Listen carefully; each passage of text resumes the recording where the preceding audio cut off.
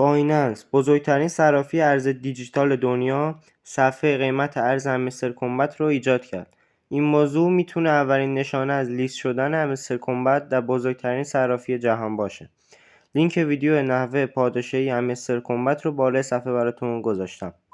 بازار سهام آمریکا در هفته اخیر تقریباً 3 تریلیون دلار از دست داد. ایردراپ بامپ هم آپدیت جدیدش رو داده و به همین زودی‌ها دوباره قسمت واچرش باز میشه و میتونید NFT هاشو خریداری کنید. آموزش کامل بامپ هم لینک ویدیوش رو بالای صفحه میذارم. میتونید برید تو این تایمی که باقی مونده پوینتش رو جمع کنید. برای دریافت NFT ها و توکن های ایردراپی باید اول یک حساب کیف پول تونکیپر برای خودتون بسازید که آموزش ساخت حساب کیف پول تونکیپر رو براتون گذاشتم.